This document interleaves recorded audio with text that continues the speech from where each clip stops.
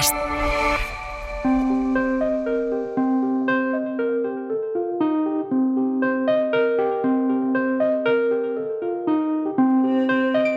Continuamos en Ser Historia y lo hacemos, iba a decir, realmente con uno de los temas que a mí siempre más me ha gustado, aunque tengo que reconocer que cometo muchos errores. A mí desde crío me han encantado las clases de lengua en el instituto, todo aquello relacionado con la historia del lenguaje, con la perfecta pronunciación. A mí la gente que pronuncia la V como si fuera una F, a mí, es que se me abren las carnes, ¿no? Muchos cantantes lo hacen así, pero yo también cometo errores y la historia del lenguaje, la historia del castellano tiene infinidad de curiosidades, de anécdotas y de historias que queremos compartir un poco. No es la primera vez que viene nuestro invitado, pero ahora lo hace a colación de un libro que acaba de ver con la editorial Dickinson, Con la razón bajo el brazo, la vida vista desde mi columna. Se trata de Fernando Vilches Vivanco, que ha publicado durante muchísimos años una columna extraordinaria en el periódico La Razón y que ha aglomerado todas estas columnas para hacer también de alguna forma un poco de historia del lenguaje. Fernando, bienvenido de nuevo a Ser Historia. Muchísimas gracias, Nacho, es un enorme placer oírte, ahora ya en directo, porque otras veces, claro, te escucho en la radio desde mi casita, entonces es un placer enorme. Mira, tú y yo nos conocimos en 2019 en ese viaje fantástico que Javier Sierra hizo a Egipto en septiembre, ¿no? Para disfrutar allí del equinoccio, y yo creo que ya en aquel momento ya compartimos mi pasión, ¿no? También por la historia del lenguaje, mi curiosidad y todo este tipo de aspectos que queríamos un poco hablar en esta entrevista. ¿Cuándo nace el castellano como tal y como lo entendemos? Hombre, cuando mata a su padre y a su madre, como los chicos jóvenes, cuando se independizan, ¿no? Yo siempre digo que la madre de nuestro idioma es el latín, el padre es el griego. Llega un momento en que las personas empiezan a desconocer el latín o vamos a ver cómo lo digo, o a degenerarlo un poquito, ¿no? Que ese es el latín vulgar. Entonces, claro, se van distanciando y van haciendo una mezcla al principio entre latín y español. Yo hablaré de español o castellano porque desde el siglo XVI es lo mismo, pero evidentemente cuando empieza a tomar carta de asunto es cuando empieza a haber, como en todo, Nacho, escritores. Entonces, el momento en que esa glosa silenses y vilarense de la que siempre se habla, eso son anotaciones simples y llanas de los frailes que ponían al lado del texto donde iban a predicar en la misa del domingo, pues veían una frase en latín un poquito complicada y decían, bueno, voy a poner aquí, esto es así, en romance, ¿no? En lengua vernácula, en lengua castellana, ¿no? Entonces ahí no podemos hablar más que de su incipiente nacimiento, es un bebé, pero ya posteriormente, Nacho, cuando ya un Gonzalo de Berceo, cuando ya un Alfonso X el Sabio toma las riendas de ese español, ya no se crece, nace, se desarrolla con un ímpetu tremendo. Fíjate, por ejemplo, Nacho, que del latín de oculus, hoyos, dicen los gallegos, y nosotros a lo bestia, ojo, con J. El castellano es el más fuerte en su evolución de todos los idiomas, ¿no? Entonces, pues ahí ya podríamos decir que el castellano ya más o menos en el siglo XII y en el XIII empieza a crecer ya como un adolescente, pero con ganas de vivir. Además, fíjate, lo hemos comentado en otras ocasiones, la lengua es un ser vivo y se va adaptando a los nuevos tiempos, va incluyendo, va aceptando términos que incluso pues vienen de otras lenguas, en este caso del inglés, del francés, del alemán. Se va dando un nuevo sentido a algunas palabras, porque en otros lugares, en Hispanoamérica, por ejemplo, una palabra puede tener un doble sentido y nosotros la adaptamos. En realidad, la lengua es eso, un ser vivo, ¿no? Que va cambiando y va evolucionando día a día. Completamente. Por eso lo que decías tú al principio, que te honra porque eres, aparte de un sabio que lo eres, escritor magnífico de novelas preciosas, que lo eres. Que algunas has Aparte comentado y has sí, hablado de ellas muy muchísimo bien y están en tus en este columnas. libro. Claro que sí.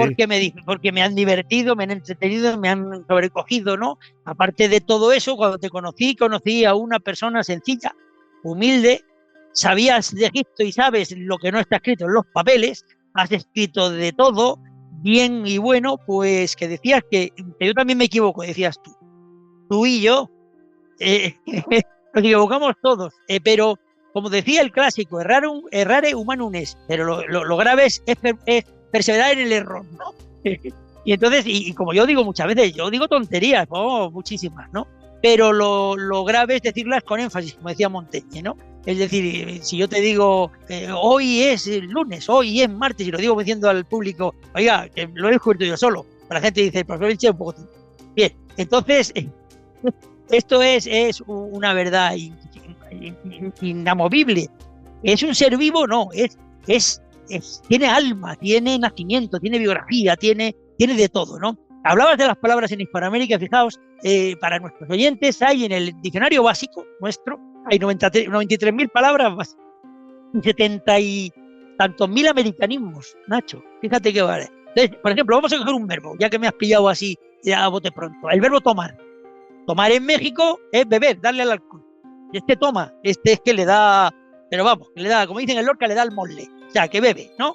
Y tomar en Lorca, fíjate, es coger a un niño en brazos.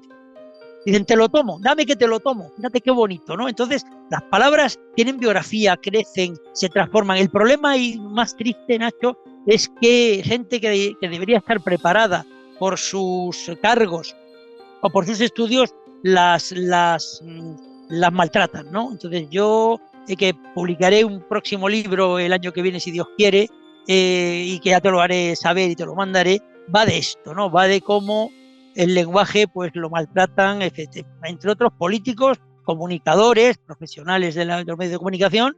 Es una lástima que no lo cuiden porque es una herramienta preciosa el lenguaje. Uh-huh. Además, en esa historia de tu columna, en tu libro Con la razón bajo el brazo, que llevabas escribiendo de La Razón desde el año 2008, por ahí hemos pasado muchos amigos tuyos, has contado muchas historias. Yo no sé si precisamente como todos cerramos, después de haber visto publicada alguna columna, ¿tú has visto algún error en tus textos? Claro que sí. Efectivamente, he visto errores de comas que yo las cuido un montón, yo llamo la coma criminal, he visto errores de concepto, de redacción, no muchos, gracias a Dios, pero sí los he visto. Y para el libro tengo que confesarle a los oyentes que los he corregido, claro, porque y muy poquitas, pero alguna no la he publicado, porque con la perspectiva del tiempo uno cambia también de opinión, ¿no?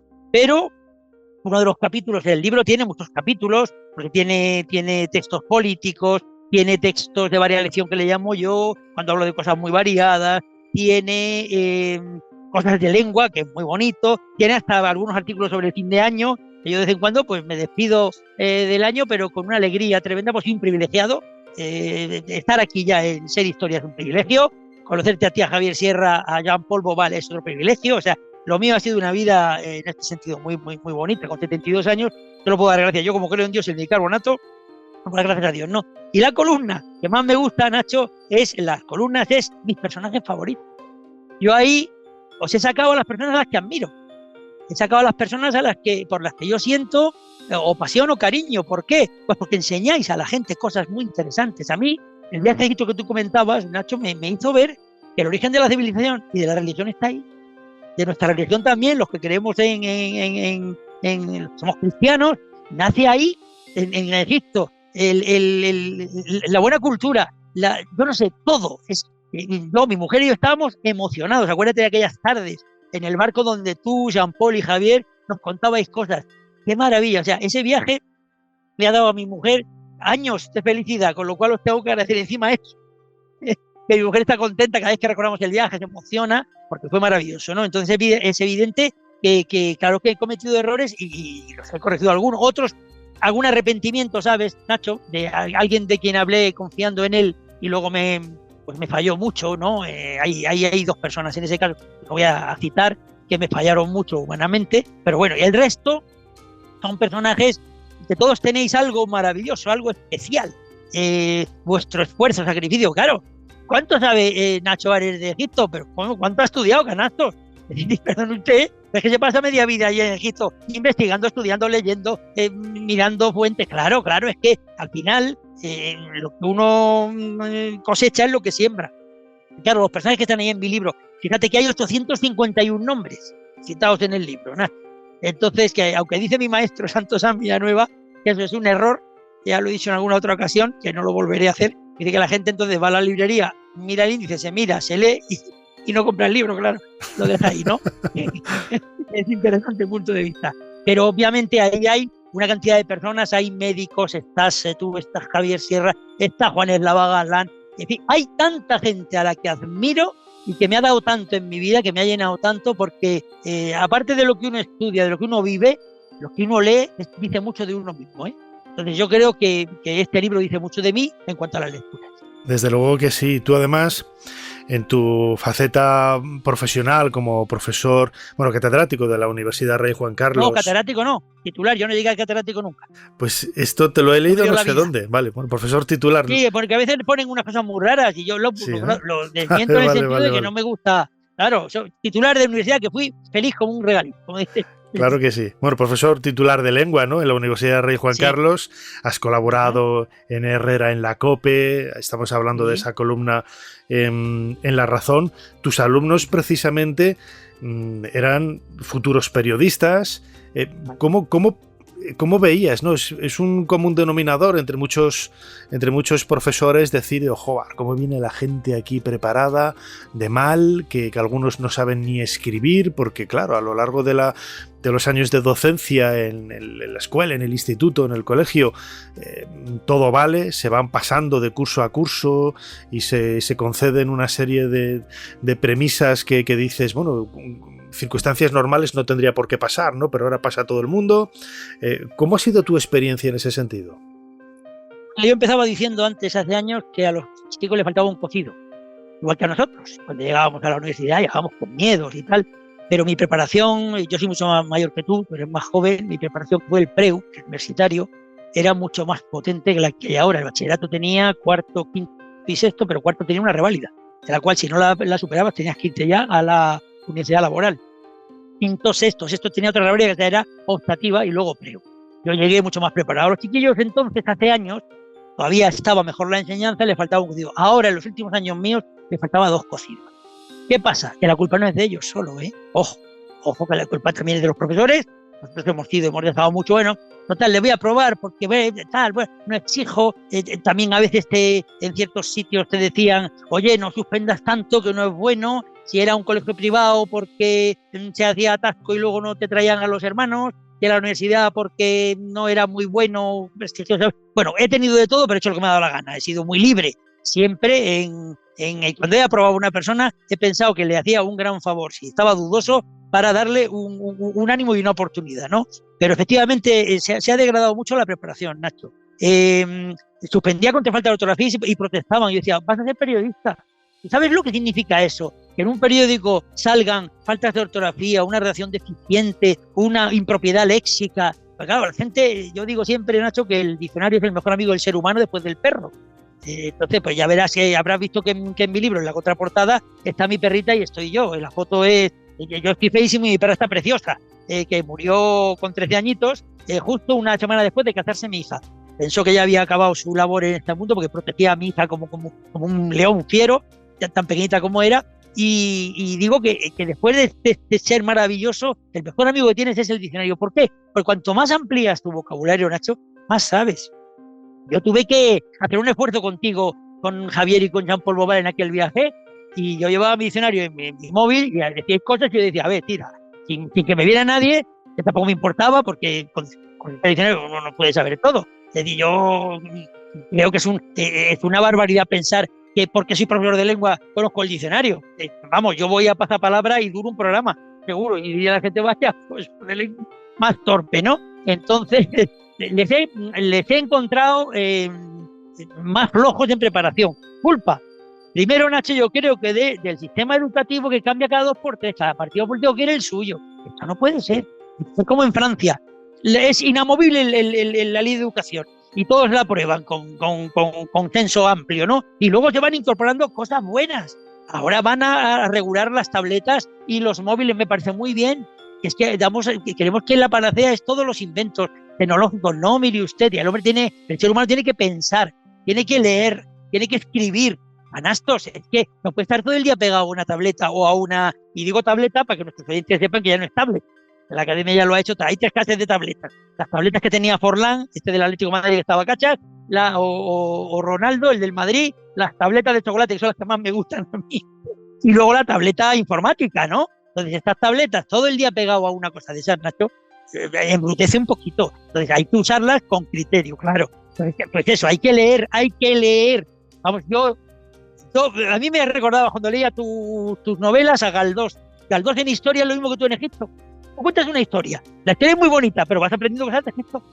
¿Por qué? Porque ahí hay historia y novela. Hay tú novelas, algunos amores, relaciones, envenenamientos, pero lo sabía. Entonces, ¿qué vas aprendiendo? Pues lea usted a Galdós, lea usted a Nacho Ares, lea usted a Javier Sierra, lea usted a Juan Eslava Galán, lea usted a Luis Alberto de Cuenca si quiere poesía de la buena. O sea, que es que tenemos de todo, Nacho, y nos dedicamos a jugar al Tetris o al Candy Crush. Pues es lo que hay, ¿no? Pero, evidentemente, la culpa no es de ellos, no solo de los... Lo que da un poco de rabia, mira, yo te escuché hace un par de meses, hace tiempo, en La escóbula de la brújula, de nuestro compañero Jesús Callejo, a quien no hacía más que llamarle Javier. Yo pensaba de Javier porque está pensando en Javier Sierra. Totalmente, pero totalmente. Ya le pedí perdón después y dije, mira, Jesús, te doy mis disculpas, pero es que porque hablé con Javier un poquito antes de ir a la escóbula y Javier estuvo, mira, fenomenal, tal. La segunda vez va a ser estupenda y me salía avergonzado, pero tiene una clase el tío, vamos a ver, un elegante, no nada, o cualquier otro se hubiera enfadado. Oiga, no, pero fíjate, dejarme de... Recomendamos desde aquí ese podcast dentro de La escóbula de la brújula, dedicado al lenguaje. Y en él hablabas, a mí me daba un poco de rabia, ¿no? De cómo la academia al final, quizás por esa idea que hemos dicho al principio de que el lenguaje es un elemento vivo, es un ser vivo, pues al final va admitiendo cosas que dices, pero ¿cómo puede admitir esto, no? Decías que posiblemente ya en un futuro la academia acepte, por ejemplo, el infinitivo como si fuera un imperativo, ¿no? Que nadie dice idos, ¿no? Todo el mundo dice iros, ¿no? Nada. O iros. Hacer esto en vez de hacer esto, ¿no? Sí. Hay algunas cosas que dan un poco de rabia, ¿no? Sí, porque, por ejemplo, fíjate, Mese y Tese no lo van a aceptar en la vida. Y yo siempre digo de broma, mira, mientras que la academia no acepte concreta, voy bien. Es decir, me ficharon en Herrera en COPE porque a Carlos Herrera le hizo mucha gracia, que dije yo, si la academia acepta concreta, me hago italiano. Y le hizo mucha ilusión, este tío está, ¿quién será, no? Y entonces me llamaron de su equipo, Mercedes, una mujer extraordinaria, y, profesor, dice usted, ¿cómo que yo iría? Yo voy, vamos, si me llamas tú, Nacho, que me llama Carlos Herrera, si me llama Expósito, me llamara Alsina, que no me ha llamado nunca, pero bueno, al final que trabajo en Onda Cero, aunque colaboro, perdón.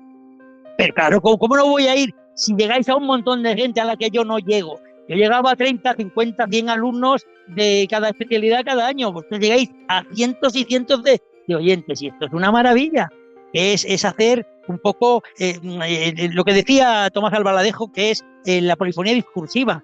Yo cuando hablo contigo, Nacho, no hablo solo contigo, ya te conozco y te aprecio y te valoro y sé quién eres. Hablo para tus oyentes. ¿Con qué intención? Y perdón, hablo para tus oyentes, no para tus oyentes que luego me has regañado por la pronunciación. Entonces, claro, estás hablando de políticas discursivas. ¿Qué pasa con la academia? Porque sabes que hay cosas que no va a aceptar nunca, claro. Luego, la gente tiene miedo al lenguaje de estos chicos, Nacho. Nada, no pasa nada. Esto se cura con la edad, como la juventud. Que todos hemos tenido nuestras cosillas, ¿no? O sea, a mí me dicen ahora que soy un... Sí, claro, dicen, es que eres un bot en informática, un bot. Fíjate, Nacho. Esto es un tío que es muy malo. Y esto es random, esto es aleatorio. Y al final viene casi todo del inglés o de la informática. ¿Por qué? Porque nuestros chicos, Nacho, estudian inglés desde muy pequeños y manejan los aparatos desde muy jóvenes también. Y nosotros esto no lo teníamos. Yo sí tenía que hacer un trabajo, Nacho, bueno, tú que eres más joven, pero yo tenía que irme a la biblioteca de más cerca de mi casa, consultar pues en la Espasa, la British, porque yo en casa no me cabían esos libros. Claro, yo no tenía igual, la facilidad yo era ratón de biblioteca y ahora es alucinante que por ejemplo, antes hablábamos de Egipto, ¿no? Yo cuando Sí. vivía en Valladolid y estudiaba en la Universidad de Valladolid, yo iba anotando en un cuaderno las cosas que tenía que buscar en la biblioteca Claro, de la Universidad claro. Complutense en Madrid cuando fuera, o en el arqueológico, y es que ahora en páginas como la de archive.org o en el Claro, JSTOR claro. están todas las revistas científicas, Vamos, están todo, todas todo. las publicaciones y te las puedes ver al instante. Eso es Sí, alucinante. sí, sí. Está alucinante, alucinante. Tienen un mundo en sus manos. ¿Sabes lo que les pasa, Nacho? Que si les pones un trabajo tú de Egipto, tuvieras alumnos, pues no saben dónde buscar. Como hay tanto, no saben cuál es la página buena, cuál es la página mala, dónde hay gente que vale. O sea, eso es lo que hay que enseñarles a lo mejor, ¿no? Pero la academia, pues hombre, un poco de la actitud sí tiene. Yo a veces digo que están muy mayores, pero hay gente ahí en la academia extraordinaria. Falta gente extraordinaria en la academia, no precisamente el historiador de Cervantes, que es un ignorante, si nos falta un Luis Alberto de Cuenca, un poeta de una altura y un hombre de una clase tremenda, faltaría algún buen historiador, sí, falta gente, ¿no? Pero lo que hay son gente con mucho currículum, ¿no? Y el presidente no es un señor de derecho que en su despacho hace negocios. El señor Machado tiene un libro sobre Cervantes que vale más que toda la producción que ha hecho García Montero. Lo digo aquí con toda claridad, porque es que me duele que se metan con nuestras instituciones buenas. Pero sí es verdad que ha aceptado, por ejemplo, el verbo cesar como transitivo.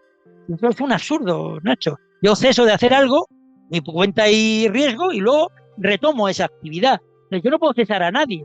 No debe. Pero claro, la administración, el lenguaje de la administración, que es un lenguaje muy pobre y además que hace barbaridades, pues ha impuesto un poco, pues han cesado a fulano, no. Y luego cuando había una tautología, Nacho, que decía, cesa a petición propia, es la única manera de cesar, a petición propia. Es decir, que era una tautología, ¿no? Para que, bueno, si hay oyentes que no saben lo que es una tautología es cuando la segunda palabra del adjetivo su significado está impreso, está ya inserto en la primera, ¿no? Por ejemplo, persona humana. Lo dice mucha gente, yo soy persona humana, es que no hay personas de otro tipo, ¿no? Claro. Y la tautología darwiniana, que es divertidísima, es había en un pueblo unas piedras y un farol. Y dice, oiga, ¿qué hace aquí este farol? Y le dicen en el pueblo, pues iluminando las piedras, y las piedras sujetando al farol. O sea, está muy bien, ¿no? Entonces, lo que hay a mí me encanta por eso, ¿no? Porque, claro, dicen, ha cantado la intención con el puño cerrado. Intenta usted cantarla con el puño abierto. Es imposible. Dice, mendrugo de pan. Es que mendrugo de pera no hay, la pera se pudre y el pan se pone duro. Hay tantas cosas, accidentes fortuitos y no es la mafia, ¿no? Pues todas estas cosas, la academia, ya puedes decir, Nacho, que subes para arriba y bajas para abajo. Dice la academia que eso es bueno, es una forma muy, muy pleonástica de los españoles, cuando dicen lo he hecho con mis propias manos, lo he visto con mis propios ojos. Bueno, vale, acabaremos por eso diciendo muchas cosas. Y yo fíjate, si quieres te hago rápido un decálogo de los errores más habituales que hay en medios de comunicación en la política. Pues sí, mira, tenemos un par de minutos, pero sí, lo puedes hacer. Pues ven, mira, el primero es punto y final. Esto decía el pobre Lázaro ya en el año 70 y tantos, que eso era una aberración. Existe el punto seguido, punto y aparte, y punto final, no punto y final. 2, hacer aguas, este es el ranking, el decálogo. Hacer aguas, eso es hacer pipí. Cuando éramos pequeños, decía, abuela, me voy al baño, ¿qué vas a hacer, aguas mayores o aguas menores? Y tío popó. Confrontación, preciosa palabra que los políticos han matado. Confrontar es lo que estamos haciendo tú y yo ahora, charlar, ideas, tú las tuyas, yo las mías, vamos a intentar buscar una. Esto es confrontar, que es precioso, cotejar, no enfrentarse. 4, dejar muertos, las catástrofes. Dice, deja 40 muertos, ¿dónde los deja? En el banco de muertos, las catástrofes causan muertos, de motu propio. Por Dios, dejen de usar el latín los que no lo saben. Es motu propio. Y si no lo sabe usted, diga, pues a bote pronto, que está muy bien, o sí, abuso, ¿no? Denosta. No, el verbo denostar tiene 2 formas irregulares, que es denuesta. Pues nada. Tablet. No, mire usted, tableta.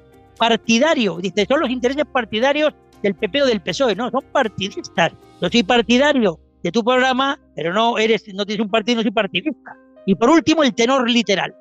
Dios mío del amor hermoso, qué barbaridad que ha hecho la administración. ¿Por qué tenor? Aparte del maravilloso Plácido Domingo, tenor es en la reproducción literal de una norma o de una ley. Luego ya es una tautología absurda, ¿no? Entonces, y fíjense ustedes, si alguien lo ha contado, dirá, el profesor Vilches está mal, ha dicho 9 cosas, y ha dicho que va a hacer un decálogo. Pues bien, les digo a nuestros oyentes, en este sentido, para que lo sepan, que la academia acepta ya decálogo, fíjate, Nacho, no como 10 palabras, y es como, o sea, como 10 apartados de algo, ¿no? Sino dice el conjunto de normas o consejos que, aunque no sean 10, son básicos para el desarrollo de cualquier actividad.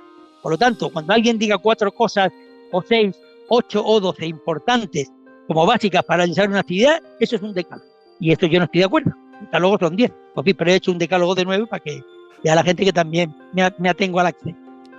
Desde luego, fíjate, la evolución del lenguaje, la historia del lenguaje es algo maravilloso y sirve sobre todo pues para que tú y yo ahora mismo podamos compartir estos minutos de radio. Invitamos a todos los que nos están escuchando que se hagan con este libro, Con la razón bajo el brazo, la vida vista desde mi columna, editado por Dickinson, cuyo autor, Fernando Vilches Vivanco, nos ha presentado y nos ha propuesto... Va a regañar mi madre, desde el cielo, Vivancos.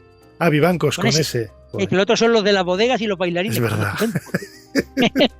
Fernando Vilches Vivancos, como siempre, muchísimas gracias una vez más por habernos ayudado a hacer un poquito más de historia. Pues gracias a ti, a los oyentes, un abrazo y hasta otra ocasión. Para no perderte ningún episodio, síguenos en la aplicación o la web de la SER, Podium Podcast o tu plataforma de audio favorita.